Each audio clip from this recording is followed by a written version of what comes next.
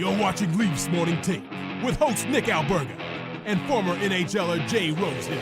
The show starts now. All right, folks, the stage is set. Canada and the U.S., and we're watching it at Greta Bar coming up on Saturday night. It's the Friday edition of Leafs Morning Take. Nick Alberga and Jay Rosehill. How are we feeling on this Friday, Rosie?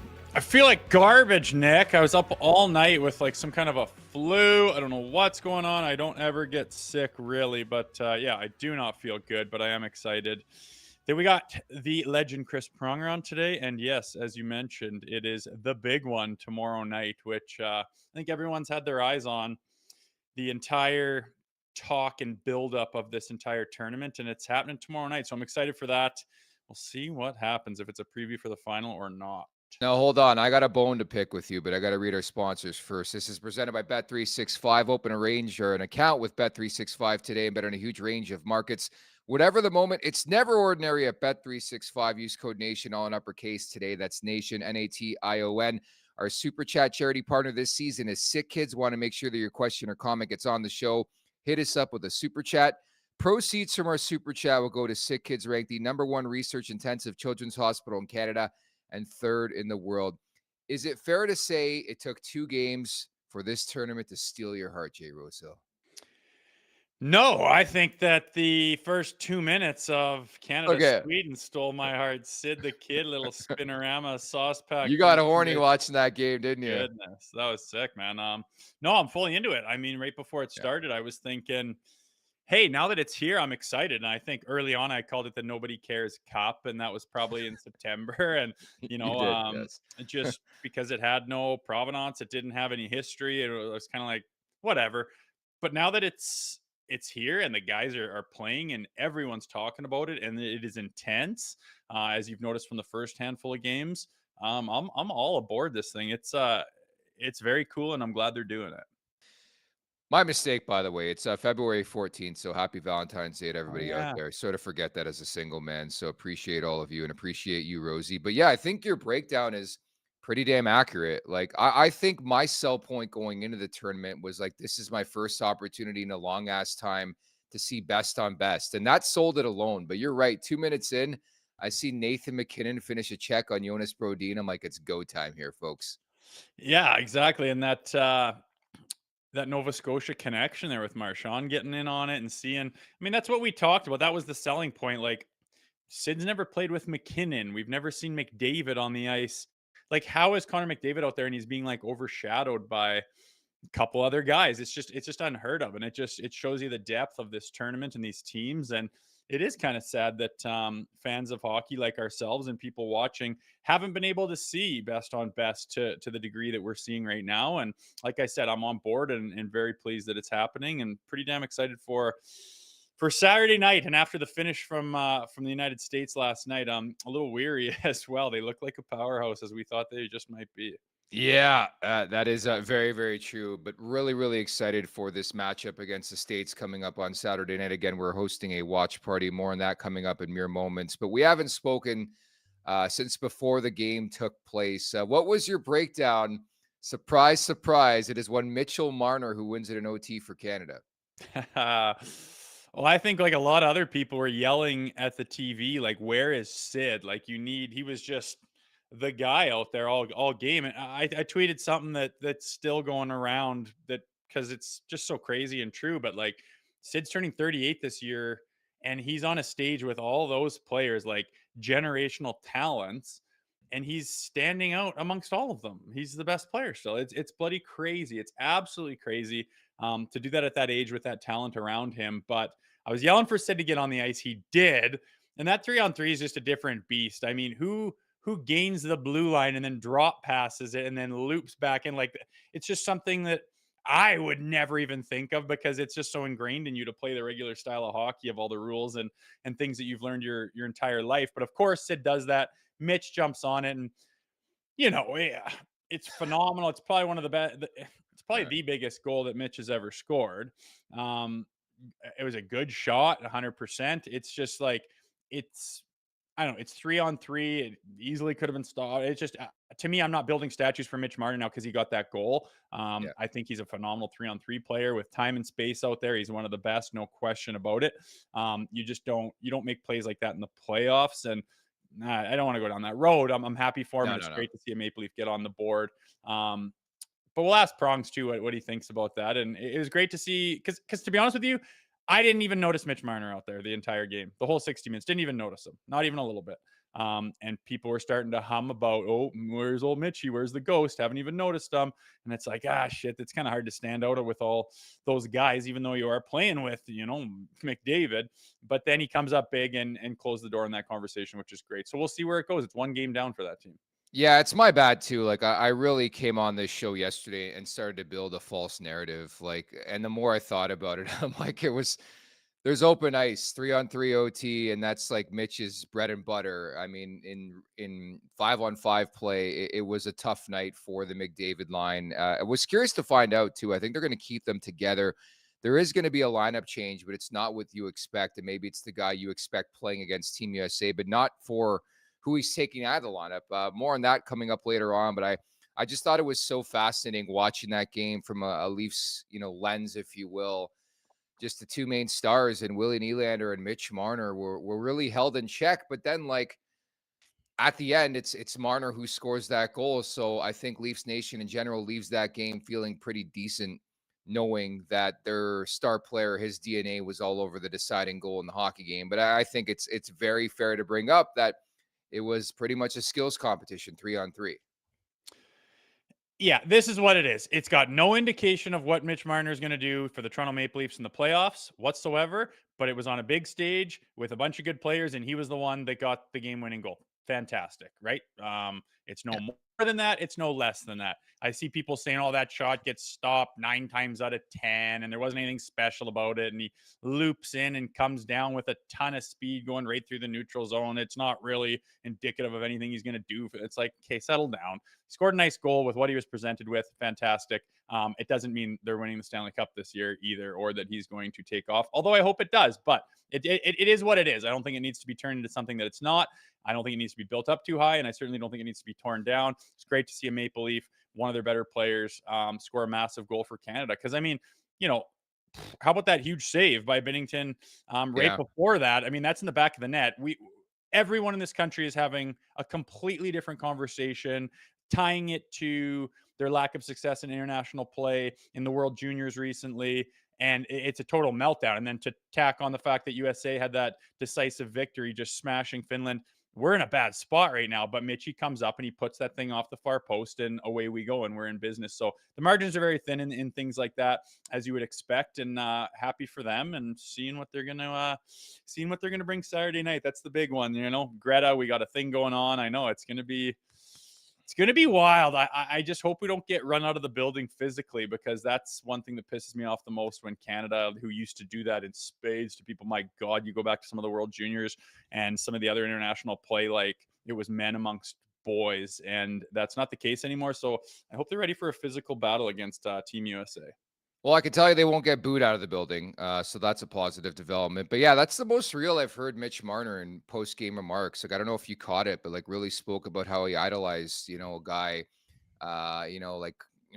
McDavid and playing with McDavid and playing with Crosby. I think it was a real feel-good moment and story for Mitch Marner to get that opportunity, and also look back at young Mitch Marner, who he idolized, who he wanted to play. I think he wore 87 as a kid, so it was pretty damn cool to see that front in that perspective. And again, looking forward to Matthews against Marner coming up on Saturday night. Also looking forward to the first ever TLN Nation vacation just around the corner. We're headed to Nashville Thursday, March 20th to Sunday, March 23rd. In addition to supplying your ticket to the Toronto-Nashville game on the Saturday night, we'll be hosting a live podcast for all of you at Love and Exile Winery and Bar in East Nashville. And yes, a winery tour will be part of the experience. We're offering 2 packages, one with flights, $24.50 plus tax, one without, $12.99 plus tax. Hotel rooms are double occupancy. For more information on how to book, head on over to nationgear.ca. That's nationgear.ca, or check out the link in our show bio. Life's too short for ordinary vacations.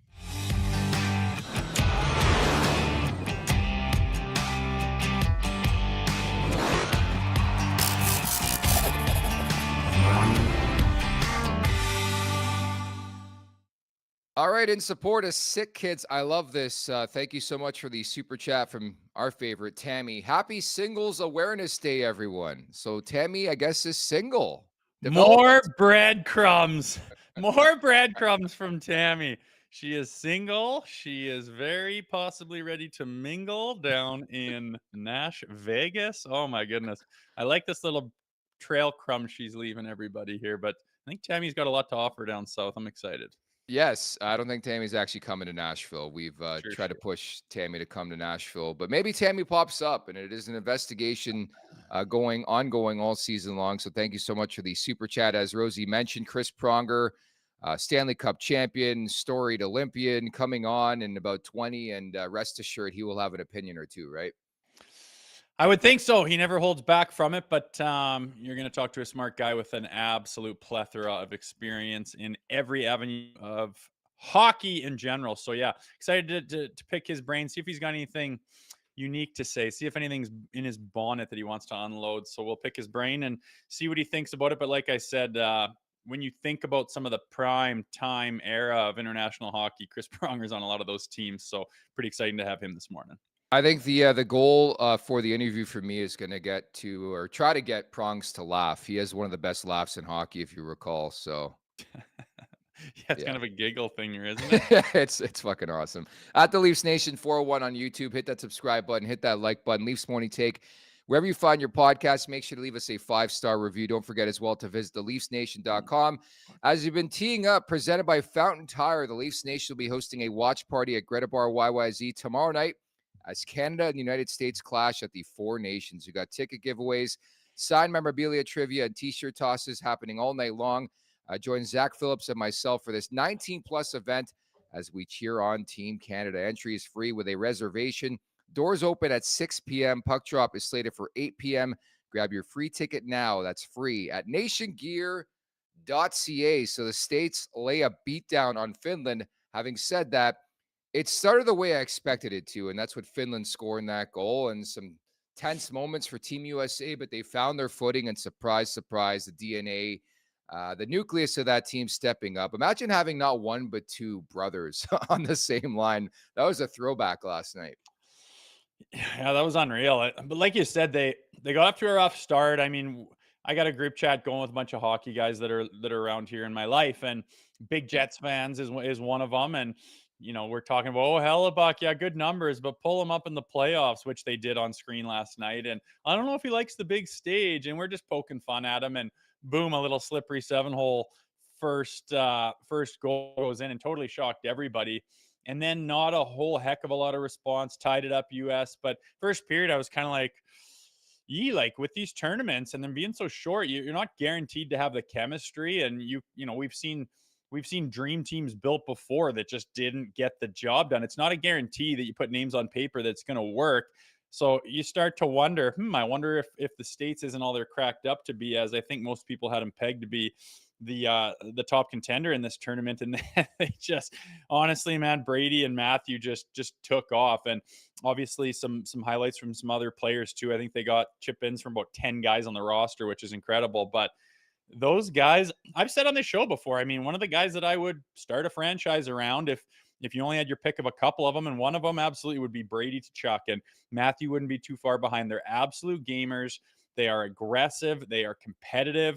They are ruthless. All they want to do is anything possible to help the team win. And for the first time, I think pretty special for their family, you get to watch them do it together on the same team, on the same line.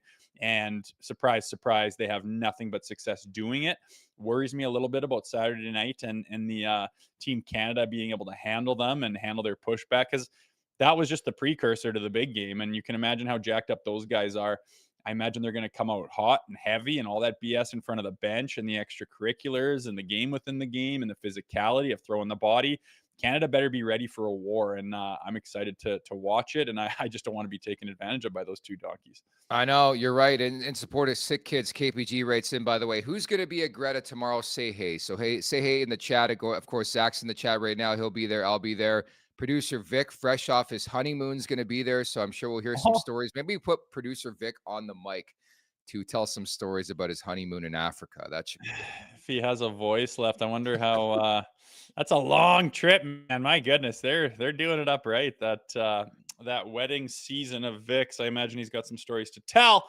So yeah, I'll have some FOMO there. I'm sure there'll be a FaceTime happen.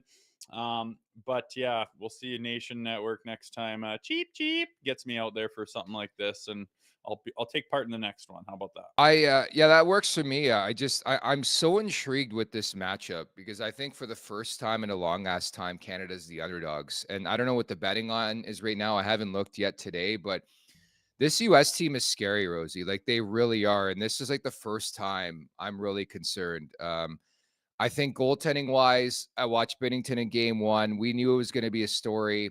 Dude, it was like watching a Leafs game. I'm not kidding. Like watching Canada in the first game was like watching a Leafs game. Like there's the highs, there's the lows, there's something in between. There's blowing leads, there's not getting saves. But anyways, I digress. So Binnington, big issue. Obviously, Hellebuck's the best goaltender on the planet. He's on way to a second consecutive Vezina trophy.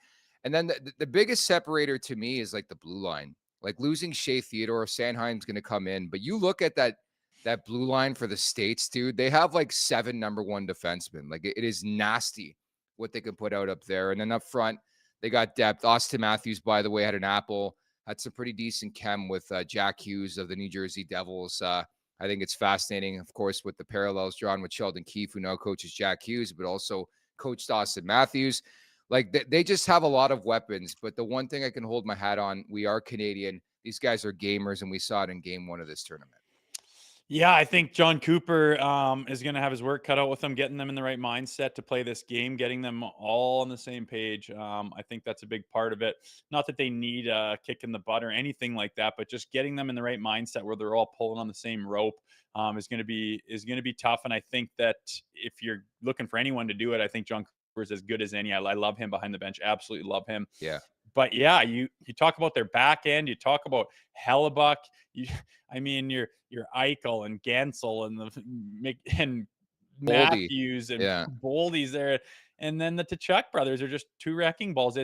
They are as stacked and as deep as you could get, but you got to match it and you got to bury your chances and you got to work for every inch out there. And I think that it's going to be a hell of a game. I hope it is, and selfishly and probably ridiculously, I'm hoping that, Hellebuck can, not be Hellebuck back there. And I think there is a history of him kind of not having his best stuff at the best times. Obviously, he shut the door after that early one against Finland, but I think Canada and the big boys, as you saw in the first game, have got a little bit more to offer as far as pressuring him. And if we can get to solving him early and to match the physicality, I think that's going to be a key part of the game. And I hope that the Canadians realize that and bring it as well, and do not let those Chuck brothers dictate the style of play and hold all the momentum. Hit that like button, hit that subscribe button at the Leafs Nation 401. Zach Phillips writes in, having McKinnon, McDavid, and Crosby makes it way more comforting. I do tend to agree with that. Like those guys are such gamers. Again, going back, not to harp too much on a game one, just a vintage Crosby performance. McKinnon played like a dog. Like these guys, again, and you can speak to this having played at the highest level of hockey.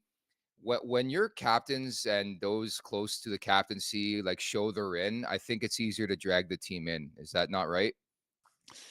Oh, it's just it's comforting. Like it's comforting when the big boys are going. Like when they show up, they're the guys that lead by example, and they hold the keys to a lot of your success, and everybody knows that, even if it's not really spoken. And when they're at buzzing and having the success and finding the chances and getting involved, it's just so easy to fall in line for everybody else, right? It's just that leadership group. And if they're finding it and trying to look for it and kind of struggling and getting frustrated, it's tough because just mentally everyone else is like, well, geez, if Claude Giroux is not, finding it here in his heyday of 2012 or whatever, you're like, shit, like who else is going to step up and why doesn't he have it? And, it's just so much better when your leaders are buzzing. It absolutely reverberates through the bench. And, it's not, you don't have to look too far on any of these rosters to find the big boys that are going to be buzzing. And, for all the flack this tournament took, I think everyone has showed up in spades so far and given a really good, honest effort. And it's nothing like an all-star game whatsoever. This K writes in, there's a world where our big boys completely pop off. I tend to agree. Like, I thought McDavid was very quiet in the first game. You don't think he's going to be jacked for a game against the States, but You're so right, man. I'm looking forward and I'm hoping it doesn't underdeliver, but like the nasty aspect of a game. Saturday night, it's Canada and the US. I believe Brady Kachuk last night called it the biggest game of his life, man. Like that's where Jeez. we're at right now. But I want to see like the response because the Kachuk brothers specifically are getting in the grills of everybody. But then Canada's got Marchand, they got dogs like McKinnon, like like it has the potential, and it's hard to say this because it's 4 nations in a tournament. And I'm looking forward to the Olympics next year in Italy, but it has the potential to be one of the best games of all time, at least in recent memory for me. Yeah, I couldn't put it into words, but there is something Yeah, cool about, like, I know the Olympics are the big deal and they're giving away a gold medal in the history, and that yeah, you can't really compete with that. But it's also international hockey and it's on the big ice and it's got all those dickhead refs that have no idea what they're I know. doing. And it's like, there's a different feel to it, where this just seems like NHL, best of the best, right in front of you, never really been done before, and I really enjoyed it. You got NHL refs and linesmen. Every one of these guys plays in the NHL. There's not a huge disparity between teams, and they're bringing it. And I really believe that tomorrow night it's going to be a physical game. I think it's based on those Tkachuk brothers. They are absolutely jacked up. They are the toast of the town right now. They took control of that game, even though it didn't start off the way they wanted. And I think they're going to try to do exactly that against Canada. And exactly those Marchands, McKinnons. I believe Konechny might come out of the lineup, Yeah, which I love the way that guy plays when he gets some snarl and some chip on his shoulder and starts running his mouth and beaking off and getting in guys' faces. And you could talk about a Sam Bennett getting in the lineup and doing that same thing, as we know he's able to play that role a little bit too. I think that's going to be a huge part of the game, because if they just go out there and think they're going to, was there one power play in game one? Like, it's not yeah. going to be a special teams shootout. You gotta get your space out there, and you got to find it, and you got to get your opponent on their heels. And with the Chuck boys doing what they did last night, man, you got to be ready for a physical game. I think it's going to be more like a playoff game, and that just jacks me up right off the bat.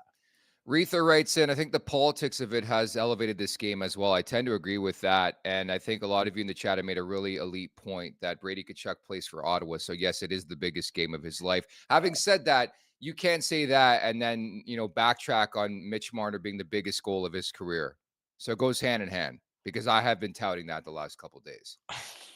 I mean, nothing in junior would be that big, and he hasn't done anything for the Leafs that big. The only goal in the Leafs' recent history would be John Tavares' overtime winner to get them to the second round for the first time in 20 years. There against Tampa. And other than that, I don't see a recent Leaf who has had a bigger goal than that one that Mitchie had on the big stage, where the majority of the world's watching. Yeah, I was horned up, I won't lie. But I think that this matchup, like the fascination with the line combinations, I think the one thing we've learned is that this tournament is too short and Canada is going to roll with what they have. But as you did mention from the practice today, the bad news, Cale Makar's ill, not practicing, which you need him. If you don't have Cale Makar, you're not winning that game against the States. But also that Sam Bennett seems to be coming into the lineup in favor of Travis Konechny. Just shows you what I know, because I think in a perfect world, my second line, if you want to call it that, like I would love to see Travis Konechny get a go with Connor McDavid, taking nothing away from Mitch Marner. But the one thing I realized in the first game of this tournament, who does Connor McDavid miss? Zach Hyman. Probably Leon a little bit too, eh? I think Hyman more. Hyman. Yeah. Yeah, I'm just looking through this. Like, I don't love the idea of Konechny coming out for Bennett. I love the idea of Bennett going in. I'm just looking around like Seth Jarvis. Who do you take out? That's the thing, right? Oh, I know. Hagel, he stood out to me. Mm-hmm. Jarvis was good. Point was good. Like, he's not taking out with his Tampa guys, right? Like, Rally? it's a Tampa guy. He's not going to take him out. I don't like that. Yeah, it is what it is. I like Konechny, but I like that Sam Bennett's getting in. Big time player who's played in a ton of high intensity games lately for a team that knows exactly what they're doing. So I don't mind it. I do not love even one little bit hearing that Makar is not feeling his best. I hope they are dumping IVs in him and doing what needed to be done to get him feeling as close to 100% as possible. But yeah, I don't know. I'm cautiously optimistic. I just don't want a disappointment. Yeah. I mean, and I know that the Team USA, they're human. I mean, they didn't start on time, and they weren't taking control of that game for the first 20 minutes. So we'll see. I know they got all the buzz right now, but both teams are riding high. So again, and with the added, BS with politics and whatnot, I mean, that's what made the Miracle on Ice so great. That's what made the 72 Summit Series so great. A little bit of off ice drama, sprinkled into the storylines and the narratives is fantastic. And I think that these two countries are as evenly matched as they've ever been. And it's a total toss up. So it's just lots of reason to be excited for tomorrow night.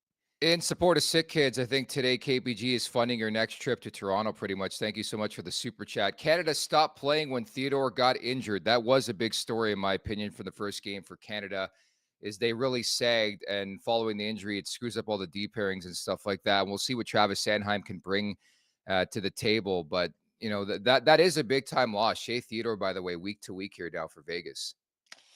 I know the first casualty of this thing, everyone, even my wife was like, what happens if they get hurt? Isn't their team going to be pissed? And I'm like, yeah, that is the narrative around doing these things and going to the Olympics and getting the insurance and the owners who pay these guys to help the organization win and make money. And they go and snap your wrist in game one and you're out 6 weeks. It's not great, but you could do that crossing the street, I guess, is kind of a weak argument. But they did notice when he was gone, and that does suck to lose him early, and it does mess up the line pairings and whatnot. And as you mentioned, Sanheim's going to come in. I just hope everyone's ready to play big and heavy, move that puck, and just play with a ton of confidence. Don't take any bullshit from the Americans, and try to dictate the tone of the game rather than respond to it. I'm trying to figure out what the clientele is for this tournament, because for some reason, the folks at Bell Center love booing Maple Leafs. So, like, you're telling me just all Montreal people? Like, or are the Leafs the I bet you international team to hate? most of them are. I mean, the Bell Center is it's so unique in that they're all French fans that are just loyal to Montreal and to Quebec and to the Canadiens. And I mean, when Austin came out, he's an American that's the rival, and he's the captain of the Maple Leafs. Hell yeah, he's getting booed, right? Like, I had no problem with booing Matthews. He is the number one public enemy, number one in the Montreal hockey fans' eyes. So didn't surprise me at all. There's multi layers of reasons to not like that guy. Yeah. As far as the anthem's concerned, I don't really care. Just do what you got to do. Everyone's got their opinion on what's going on these days, but no, a very knowledgeable hockey crowd that's certainly biased towards Montreal, the Habs, and Quebec and Canada. Well, I'll just say the misconception that everybody's French in Montreal. Who's from Quebec? This guy right here, and I'm English. So there are some English-speaking people there, very European, very diverse, multicultural. But like, you're right, they did. Like, even Willie got booed the other night.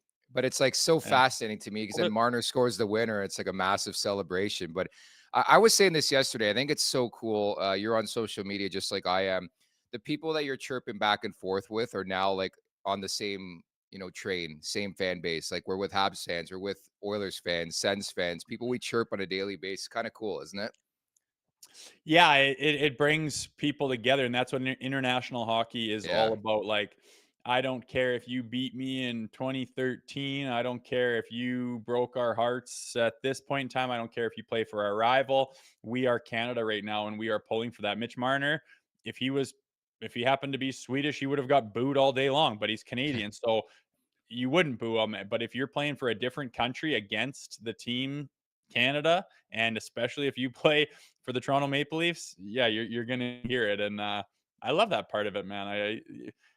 People can't win. Oh, you sit on your hands too much. Oh, you don't cheer. Oh, you're not passionate. Oh, why don't you have that hatred for so and so? Why don't you just hate to lose, blah blah blah, whatever narrative you want to take? Well, here's people being passionate, picking their sides, drawing a line in the sand. I love it. We got to start a competition on this show. Can we not find a competent fucking anthem singer in Canada or the US? And I had to swear for that moment, because the folks in the chat make a great point, and Rosie and Hudson and I joked about it in yesterday's show. It's one thing to play the anthem, but if you're going to do the anthem, have somebody who can actually sing the anthem correctly and properly and good do the anthem. Because like the other night, that "Oh Canada," that rendition of "Oh Canada," like, I had to turn the channel. I get really cringe sometimes with things I watch on TV, and just the channel changed, and I came back for puck drop. I don't know if you were the same way for that one. No. Yeah, I was like, what? Why Yeah, is the cool. voice getting so like, yeah, it was weird to me, man. I don't know. Maybe it's touchy when you're hiring those people to say, "Oh, can you sing a few bars for me? I just want to make sure you're not garbage at singing." I don't know Ah, if they just don't have the gall to do that and they just roll the dice with some of these people. But yeah, it seems to be a theme, the rough anthems these days. But I don't know. We'll see where it goes on Saturday night. Maybe what they does the screening look like? Like, I'm asking an honest question. What's the screening look like for an anthem singer at a professional event, a hockey game? not a clue. Those Like, where do they promo find behind the these scenes people? I want to teams. know. I imagine they write in and you just pick someone, and that's why it's like, well, she's here now. You can't ask if she knows what she's doing or not. But I don't know. I think it makes it funny. I mean, being on the bench before a game, it kind of breaks the ice when something terrible is going on or they screw it up. I always love that stuff. Makes me laugh. Oh, it's just been something special. And of course, the added caveat now with all the booing, and I'm sure they're going to return the favor in Boston next week. The following interview is brought to you by Charm Diamond Centers. Get custom ring building delivered in less than 4 weeks with the Charm Masterpiece program and unbeatable pricing policy. Charm Diamond Centers is proudly Canadian owned and operated since 1972 with more than 85 locations across the country through Charm and their sister brands. For more information, go to charmdiamondcenters.com as we bring in Chris Pronger. Prongs, what's going on, buddy? What's the worst anthem you've ever heard in your life? Oh, there's been a lot. When they forget the words to the song, that's not good. Prongs, were you playing when that girl, the worst of all time, it's not even close. It was a Team Canada game, and forgive me, I can't remember what tournament, but it was Team Canada on the big stage. She came out, forgot the words, left, got convinced to come back, slipped on the carpet, landed on her ass, and just probably wanted to crawl into a hole for the rest of her life. I don't think I was there for that one. That would have been There's that's nothing all worse than time. that. That's all time right there. Oh boy. Prongs, what was your thought of this Four Nations face-off when you first heard of it? And has your opinion changed at all now that you've seen a few games? No, I liked it. I think the players have been clamoring for best on best for these types of tournaments. I think now that there's going to be some consistency to the event, Olympics, and then the next 2 years, and then World Cup, and then you're able to build on top of growing the game and providing some marketing for the top players in the game. And it just gives it a little bit more consistency and a look for fans and those that are interested in the sport and interested in seeing these elite athletes play at the highest level with the best players. There's nothing better. And as you're seeing with these games, these players are excited. It's been a long time coming for a lot of them to be able to play with some of their idols and play with some of their friends and in last night's game, their brother. So it's exciting. And I think for most of the fans that aren't complaining, they're loving it and love to see the passion that's coming out in these games. We brought you on for a variety of reasons, among them your honest takes. And in Leafs Nation, we've been trying to develop this this narrative. I don't know if it's real or not, but Mitch Marner scores in 3-on-3 OT. Was that a turning point of Mitch Marner's career, in your opinion? Unless he's going to be playing with Sidney Crosby, I don't see why.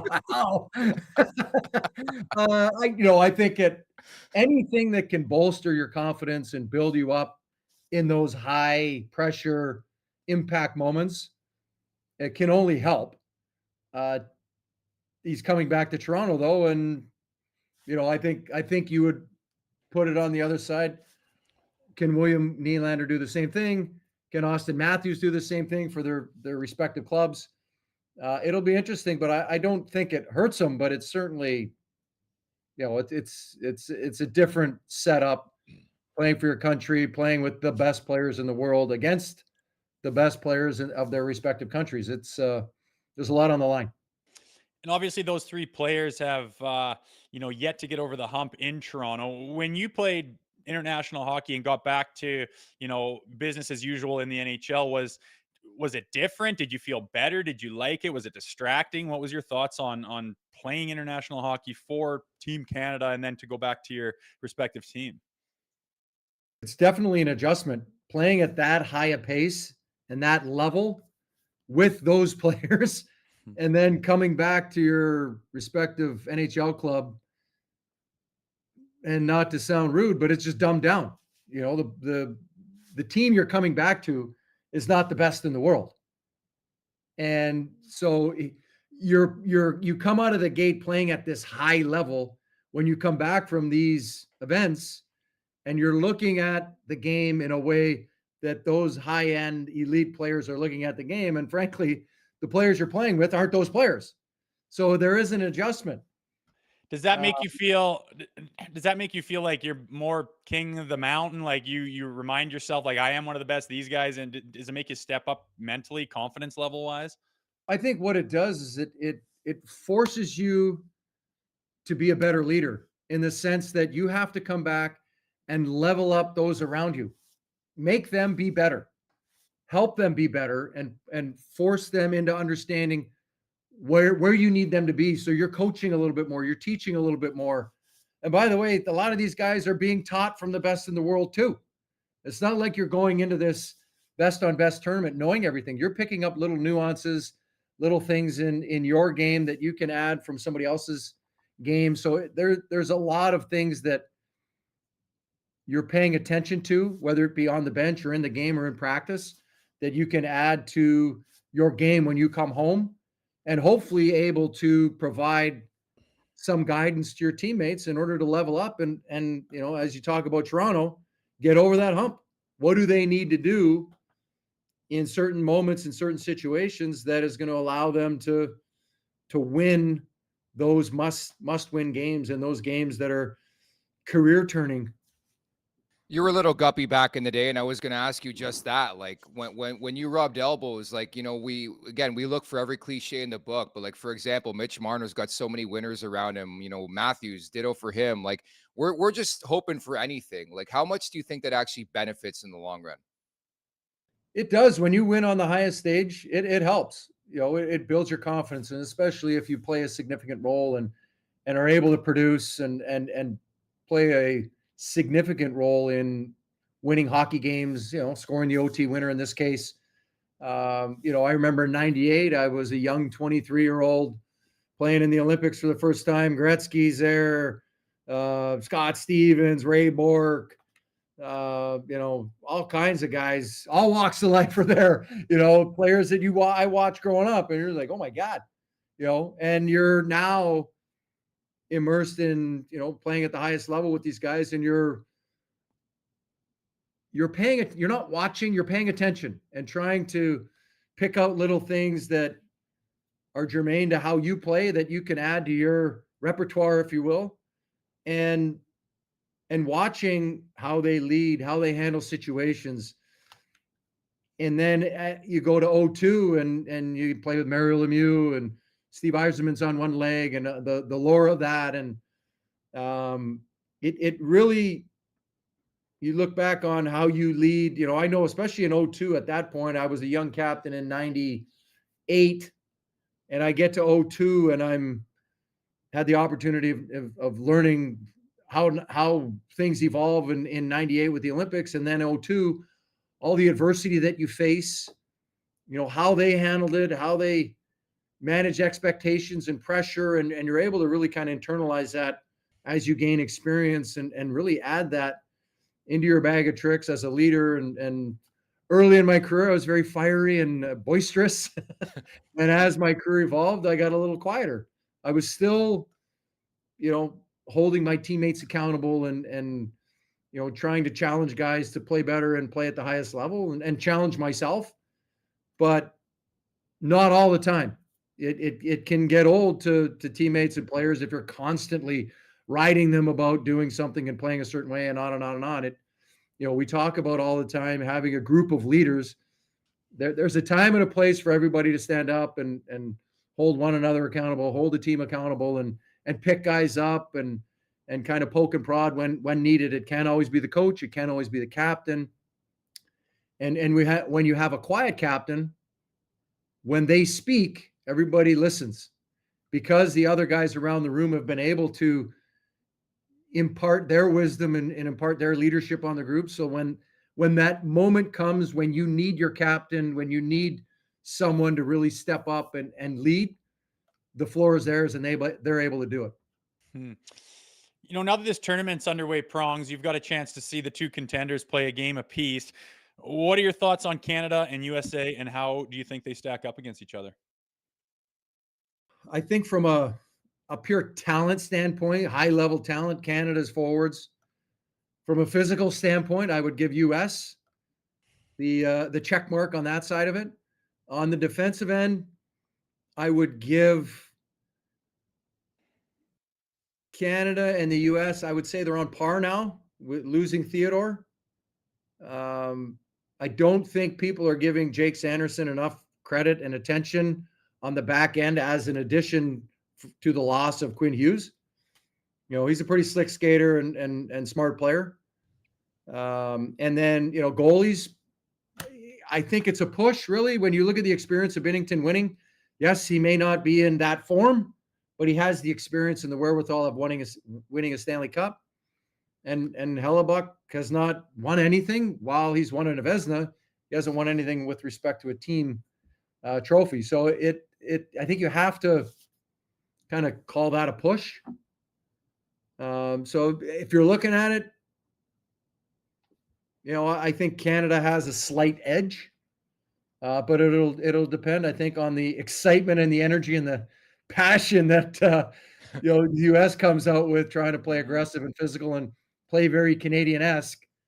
Where you look at the Canadian team, they're very high skill, high talent, and that's not to say or take anything away from Matthews and Eichel and the guys that the U.S. has. As someone who's lived at Prongs, what's it like to put on that Canadian jersey and then play like the United States out of all countries? It's funny. I was looking at people complaining about this alleged All-Star game we're about to watch, and I'm like, you people have no idea. Yeah. Once you throw that maple leaf over your chest and put on the jersey, the pride with which you play with. And you got to remember, these guys are going back to a locker room filled with Americans and Swedes and Finns. They want to be able to walk in and hold their head high and say, sorry, boys, not today. Yeah. And be able, bragging rights. We're very competitive as athletes, and especially at these high level athletes are incredibly proud, very competitive, very driven. They're not going to take a step back for anything or anyone. And I think these games are proving that when you see what it means to each and every one of these countries and the teams. Do you think that with Team Canada specifically, kind of the pressure's on more than with other outfits, and the fact that they've kind of been slipping their foothold with, the stranglehold on international hockey, specifically, most recently with the World Juniors and what they've done? Do you think this means a little bit more than people are realizing when it comes down to it? Most definitely. And as we all know, Canada always has a target on its back. Now it's just, as countries catch up, how are we able to elevate ourselves, and how are we able to continue to find our identity? I think we have these high level generational talents in McKinnon, McDavid's, Crosby, and Makar on the back end. And we talk about these names and we look at the other side and you're like, well, they've got Matthews and Eichel and the Tkachuk brothers now. And you have all of these players that have been looking at Canada and staring at them like, I want them. They want the challenge. They are accepting the challenge and want it. And I think as Canadians, we have to understand these other countries are catching up or have caught up to us. And it's up to us to identify that and then figure out how we can separate ourselves and get us over the hump each and every time, because they are talented. Everybody thought that game the other day against Sweden was going to be a joke. Like, Sweden's got good players. They got a good team. Yeah. They arguably have the best defense core in the tournament. And they have good goaltending. Up front, you might look at them and go, well, they're not uber talented. They've got really good players, but they're not uber talented. But they play well as a team. Yeah. And, in these tournaments, that's what matters. It's such a quick tournament. It's 4 games if you make it to the finals. So it goes quick, and you have to get off to a good start. They came out in the first period like they were shot out of a cannon, and then Sweden kind of handled that mad rush in the first period and came out 2-1. And you understand that as the game went along, the ice actually tilted in Sweden's favor a lot. Yeah. You can argue they should have won with the chances they had in overtime before the Marner goal. Yeah. So you really have to realize that, again, best on best. Like these, whether it's Canada, US, Sweden, Finland, like Finland was in the game up until the third period when they came out a little flat. 2-1 going into the third. Who would have thought that? Yeah. With that back end, they're pretty depleted on defense with their high end talent. So It's yeah. It's been dynamite so far. Like I've really, really enjoyed it. So has Rosie. I wanted to leave you with this. We are a Leaf show, as you know. You played for Craig Berube in Philadelphia. I know we spoke about a year and a half ago, and I think you're a lukewarm on where the Leafs were headed. How do you feel about this team now under Craig Berube? I think they have some issues still, the back end. They've got some battle-tested guys, but ultimately, at the end of the day, it's going to come down to the top players. They have to go out. Typically, when you see teams win Stanley Cups, and we'll use Edmonton and Florida, the top two lines typically cross each other off. Best on best, they're going to cross each other off. It's the bottom six. How does the third pairing of defense play? How does the goalie play? Those are where you're kind of where you're tested. And you have to really understand, what do they have? How are they filling in that bottom six? How are they filling in their third pair on defense? I think the goalies, Stolars, Woll, I think they're okay. I think they can, he got a good look at what it was going to take last year in Florida. He's obviously not Bobrovsky, but he's got a very good understanding up and down the lineup, what it took for them to win. And he can impart some wisdom. But Chief obviously knows the buttons to push, and it's not, as we always say, it's not, from October to April, it's April to June. And what they're doing and how they're building, how he's pressure testing some of his players and getting to understand what buttons to push, how to push them, when to push them, all those things lead into April when it matters the most. And we'll see. I mean, we can sit here and pick it apart 7 ways from Sunday, but until they're actually there, and this tournament is a good test for a lot of those guys to figure out how they're going to show up when they are called upon in those moments to step up and score a big goal, block a shot with their face in order to win, whatever it's going to take. And I think they need to be in these moments more often to really get an understanding of what it does take. Very well said, Prongs. You always bring the heat. I really appreciate your time today, man. Thank you. Take care, guys. Appreciate it, Prongs. You bet. That is a legend in himself. And it felt like a therapy session. I love sitting down, just letting Prongs go to work and tell me how it is and what it's not, Yeah, he's not trying to find an angle. Yeah. He's just saying what he thinks, and usually it's pretty bang on. So, yeah, again, I don't know. The great thing about sports is you don't know what's going to happen. And as he alluded to, we can sit here till we're blue in the face. But whether you're talking about Team Canada here coming up this week, or if you're talking about the Maple Leafs this season, that's why we watch. There's a lot to be seen, a lot to be proven or disproven. And it's why we watch, baby. It's why it's so good. I was just laughing, like Canada gets a power play and 10 seconds, they snap it around in the net. And then I watch a Leafs power play. They can't even get the zone. I know it's a bit different, but they just made it look way too easy, man. Cross crease. Well, like you said, you're not playing with Sidney Crosby, man. I mean, I thought that was a good answer, man. Like he's right. He's nowhere close. I mean, you can play with Matthews all you want, but Sidney Crosby is like the GOAT of GOATs, in my opinion. Speaking of Matthews, I would like to see his level of intensity here on Saturday. It's going to be a heavy game, a big game. It's going to be a lot of spotlight. He's not the one that is while he is the captain and whatnot, he's not the guy who everyone's saying, well, you need to show up and have a monster game or else, they don't have a hope in hell in winning. And I want to see if he can elevate himself to being that guy anyways. I think it's going to be a physical game, an intense game. I want to see if he gets into the fight. I want to see where his effort level is, his drive. Is he going to sacrifice? I'm going to have my eye on number 34 tomorrow night for sure, and just see where he's at, see how he responds. And I know there's some questions about exactly how healthy he is, but there's a lot of guys who have done a lot of special things while not completely healthy. And he has just got to learn to be one of them. And again, he's kind of my guy I'm watching here tomorrow night.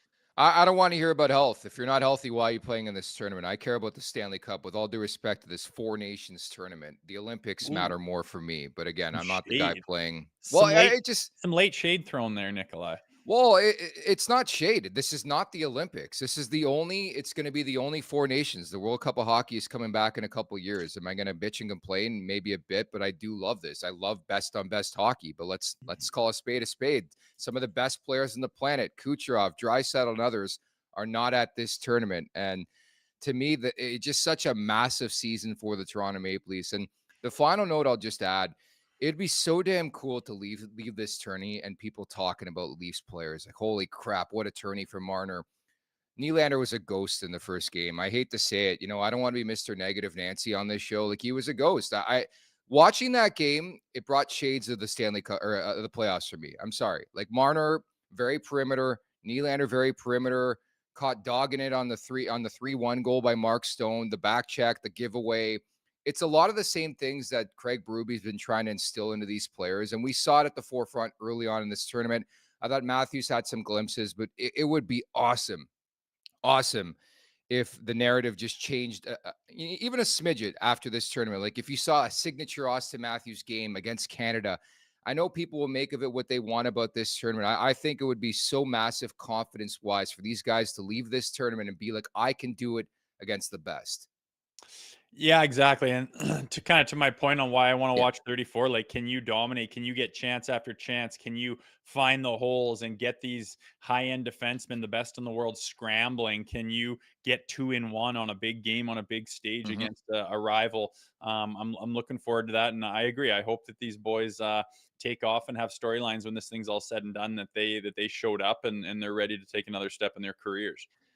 Tony Van Dinter, thank you so much for the super chat and support of Sick Kids. As a Canadian who has lived in the U.S. for the past 30 years, when Canada plays international hockey, it's like I never crossed the border. Go Canada. Appreciate the sentiments there. Tammy writes in via super chat. Also appreciate it. Pronger looks young enough to play for the Leafs. Imagine that. I was thinking that. I was like, okay, you were 23 and 98. And you're probably, you're pushing, you're looking around that 50-year mark. And he looks damn good. He was around for the Nagano team. I was almost going to ask, like, what went through your head when Wayne Gretzky sat on the bench for that shootout? They put Ray Bourque in the shootout. Fuck me, man. Like, how? Well, that was a prime time. Like, we hadn't had NHL players in the Olympics, and the Olympics were always this joke. Like, what are you giving away a gold medal for the best? Like, we have the best hockey players in the world. They're not even playing in it. Like, this is a joke. And then they finally put him in, and everyone just assumes Canada is going to smoke everyone. And the Czech Republic wins it, dude. It was crazy. Robert Reichel. Yeah. My goodness.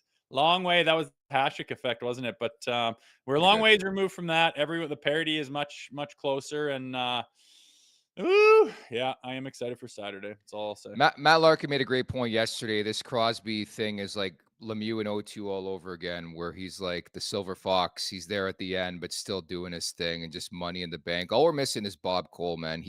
Bobby Cole had some of the most electric calls ever, period. And the Olympics, Gio Sakic, like that tournament alone, he ripped like 6 or 7 Hall of Fame calls, man.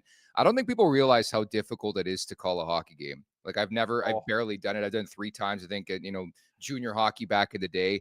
These guys always nail their calls. You ever notice that?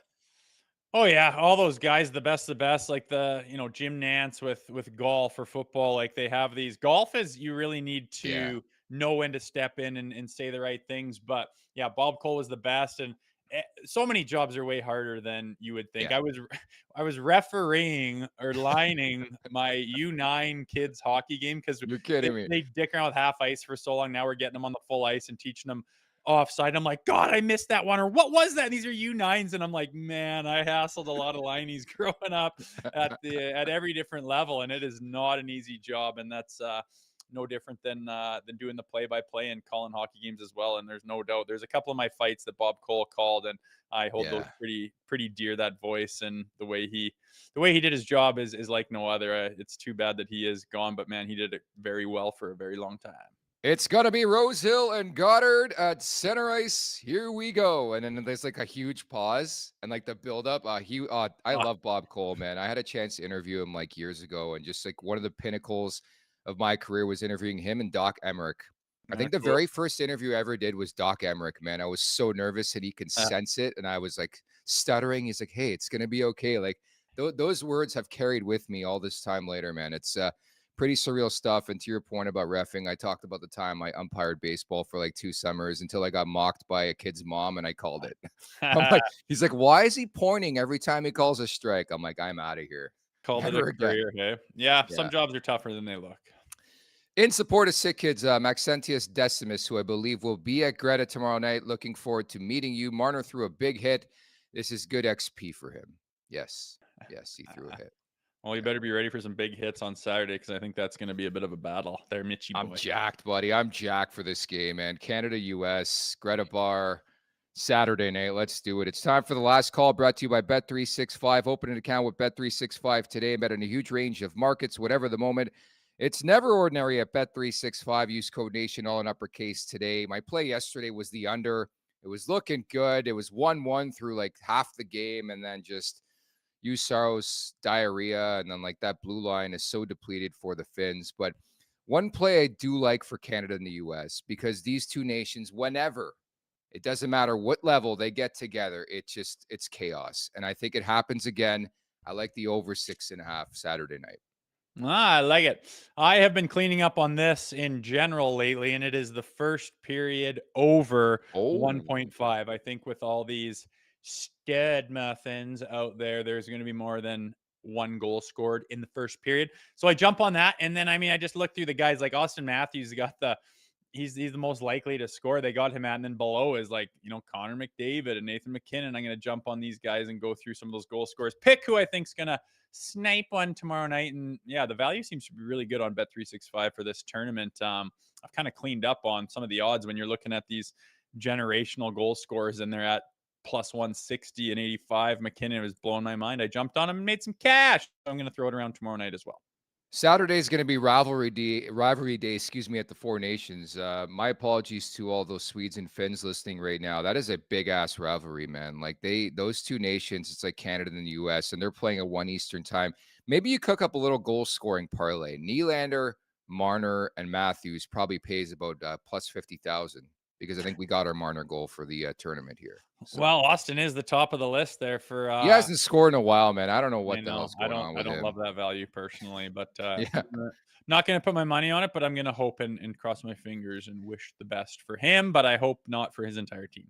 Sounds good. Monday, by the way, is family day, whatever that means, because I think every day is family day. But we are doing a show, by the way, so we'll be back with you on Monday. There's 2 games on Monday too. Like the scene is shifting to Boston, as we know too.